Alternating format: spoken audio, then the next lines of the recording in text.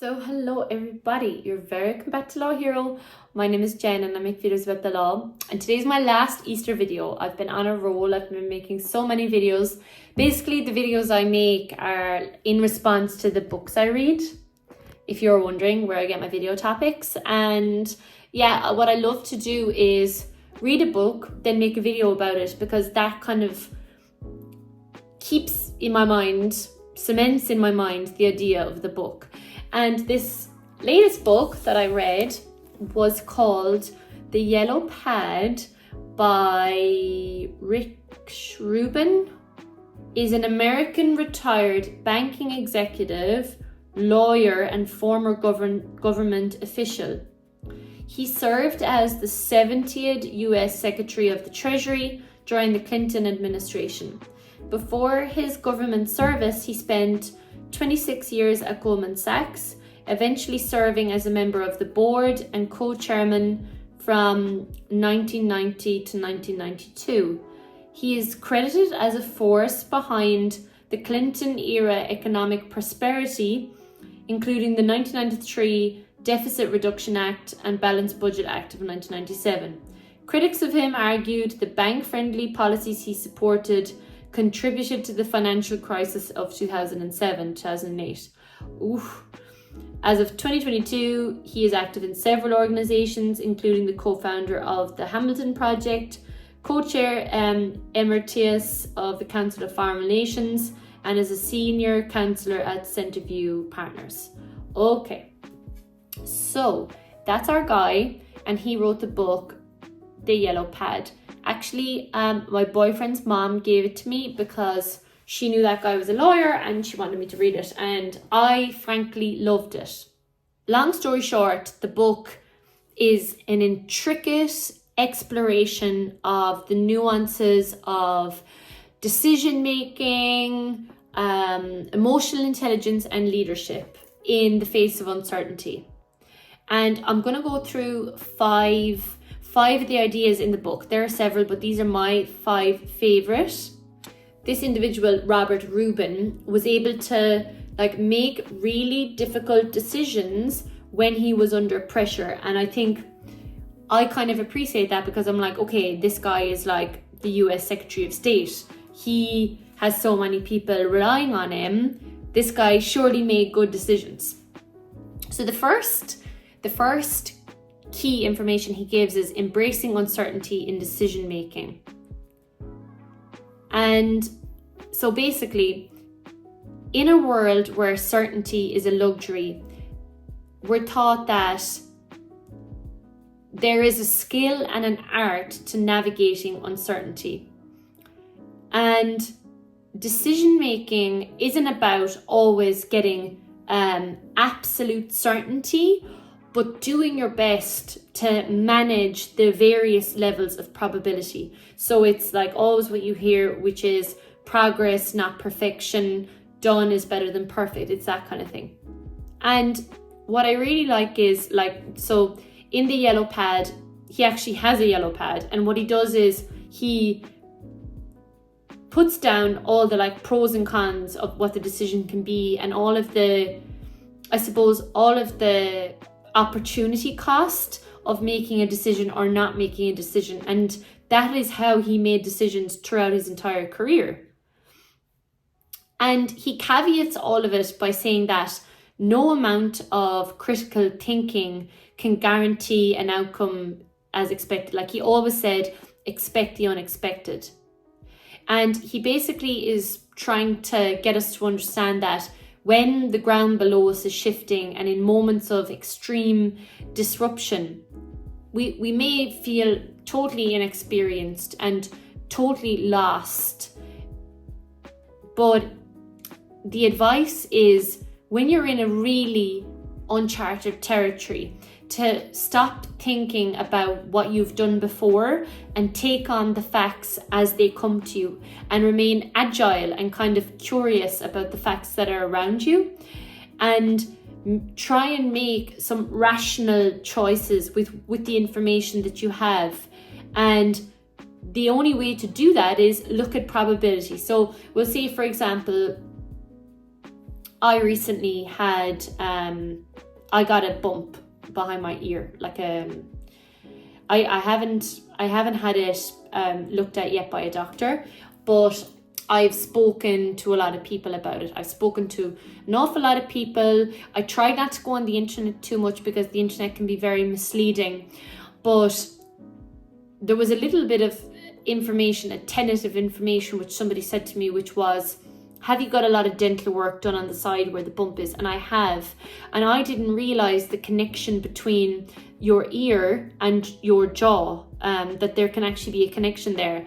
Now, by no means is that a great answer, but a lot of people have told me that it could be just a cyst behind your ear. It's a very, very normal thing to happen, and not to worry. So what I did was, I tried to be, because I was kind of worried about it, just because, like, you know, when you find a bump anywhere, you start to get worried.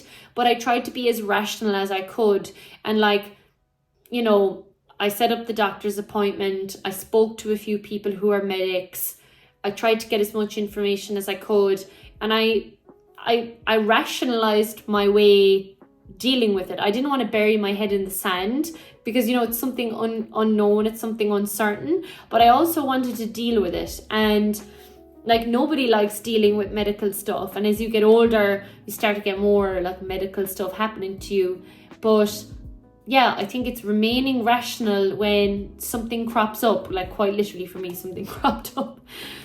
Anyway, the second idea he talks about in the book is the value of diverse perspectives. So, and I really like this. He gives an example in the book of, like, bringing in the younger associates when he was in JP Morgan to discuss issues, because he didn't want all the old partners in the room, all the old men in the room. He wanted the younger people to, you know, question what he was doing. And he also gave an example of this guy, an investment banker, who wore no shoes at work, and how it really teed off everybody else in the workplace, but it didn't annoy him at all, because he's like, he's doing his job. What's wrong with him not wearing shoes? It's not affecting what he's doing. It's only affecting the rest of you, because that's not usually what somebody does. And I quite like that. And that is diversity. So diversity in thought and experience is not just a buzzword. It's a critical component of effective decision making. And basically, he keeps saying to you, like, if you're surrounded by yes people, you will never make good decisions. You need the dissenting voices. You need the cantankerous people. You need the people who take a counter position to you in order to be effective as an organization. By inviting more voices into the room, especially in moments of crisis, we can compensate for individual and collective emotional biases. And I think that is so powerful. It champions the idea that a rich tapestry of perspectives coupled with emotional intelligence can pave the way for a more nuanced and well-rounded decisions. And I'm sure most of you can think of, like, the one that comes to mind for me is FIFA, where if you had, or even the FAI, these people suffer from groupthink, and groupthink can be so detrimental to an organization. The third one is risk management beyond numbers. So this is kind of like the quantitative argument. Lots of people love to hide behind numbers, but a lot of the time risk is something you cannot quantify. It is something that's kind of known by the collective organization. For example, lawyers with legal risk. When it comes to litigation, it's really hard to quantify the risk a lot of the time in monetary or numerical terms. So in the book, the author explains that risk cannot always be defined so neatly, and you have to accept that when it comes to risk. And you have to acknowledge that risk assessment is really complex. It's not binary. It's quite a difficult thing to do. You're bringing in a lot of different elements.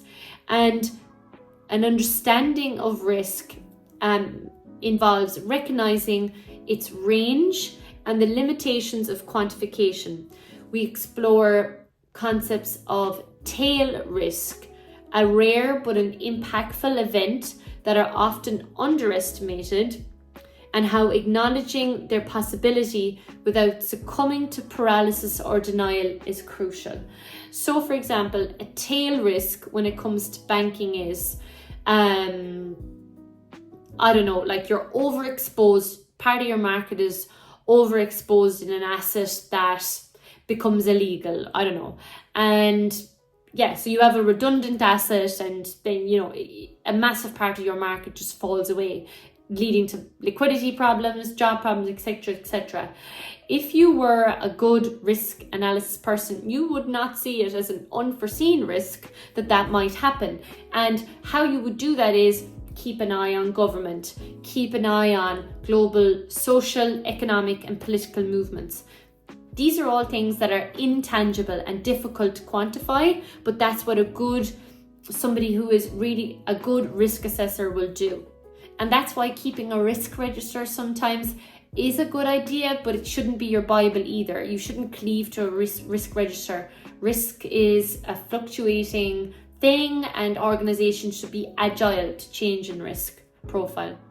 Risk, and like how he discusses is, risk is a spectrum, and you must make informed judgments by balancing the potential cost and benefits, even faced with the unknown. So you're always doing a risk base and a risk and cost analysis, because otherwise you'll be looking at like completely unforeseen risk all the time, and then, as he said, causing yourself paralysis. There's a balance to be struck.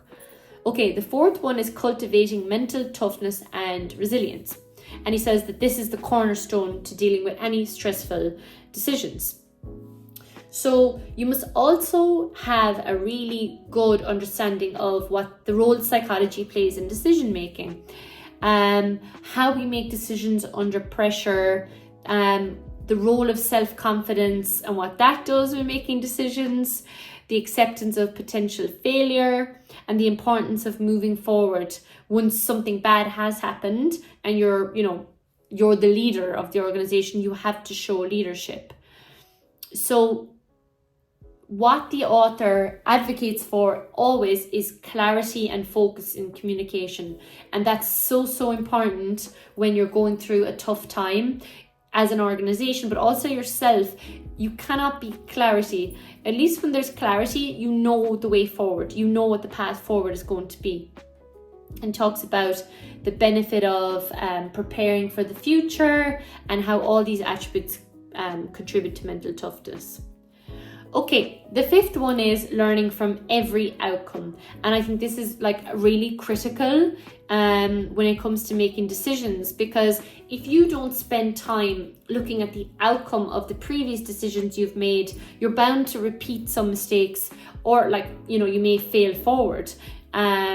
Just because you've been in a job doesn't mean you're necessarily successful. It just may mean a lot of the time you've just sat there the longest. So he talks about the challenges of outcome bias and the importance of rigorous evaluation process.